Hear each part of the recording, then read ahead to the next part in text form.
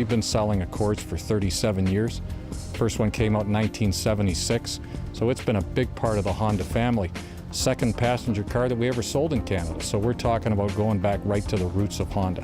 And from a business perspective, we have three core models that we sell in Canada: Civic, CR-V, and Accord. Combined, those three vehicles represent 80% of our sales volume. So we're not talking about a little niche product that we'd like to sell one or two of. This is a vehicle that really contributes to the success of Honda Canada.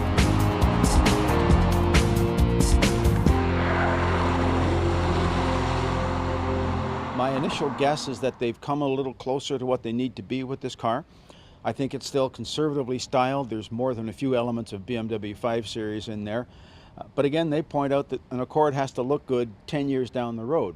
And we saw the history of the cars that parked out on the courtyard there, and you can see some of those cars still have an attractive style to them.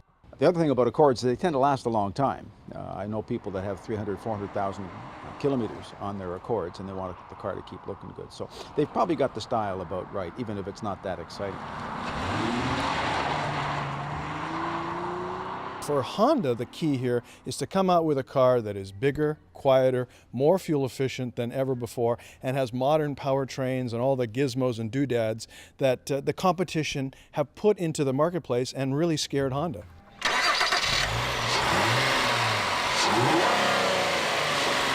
We call this series of engine Earth Dreams technology. And for Accord, we have 3 itinerations with 3 engines and 3 transmissions. A 2.4 liter 4-cylinder, a 3.5 liter V6, and the PHEV technology, the plug-in hybrid. Today's vehicles are built like tanks, 50, 100 airbags. That's called passive safety to help save you in the event of a crash. But then there's active safety, which will prevent you from having that crash, hopefully. We've got ABS brakes, traction control, and so on. Well, this new Accord comes with some really cool active safety goodies. But the one I like is the lane watch. There's a camera embedded in the right side view mirror. And when you're passing somebody and then going back into the lane, when you hit your indicator, look what comes up on this 8-inch screen. It's brilliant and extremely useful. Also, it may teach people, because the only way this thing works is you have to indicate first. It may teach people that you signal before you turn and not during the turn. And you know who you are. Fun to drive is one of the things that we're all about. And what better way to express that in a coupe version? The change in owners, becoming empty nesters, perhaps the need for a sedan is not there, but they still want to have an Accord, and that's why we think it's important to offer that product.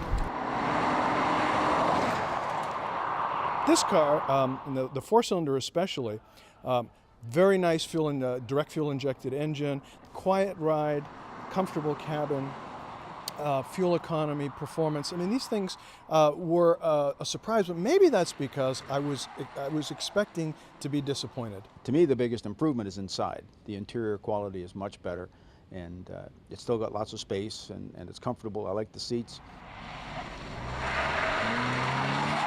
Even domestic automakers in North America, like General Motors and Ford, are not afraid of Honda anymore. And when you lose that fear, I think that opens up a lot of possibilities, A, for the manufacturer that's bringing the product to market. The other thing is that consumers out there are saying, well, maybe I can choose a different car than that Honda Accord that I didn't even test drive the last 3 that I bought because I knew it was going to be good. And now Honda has to win it in the showroom.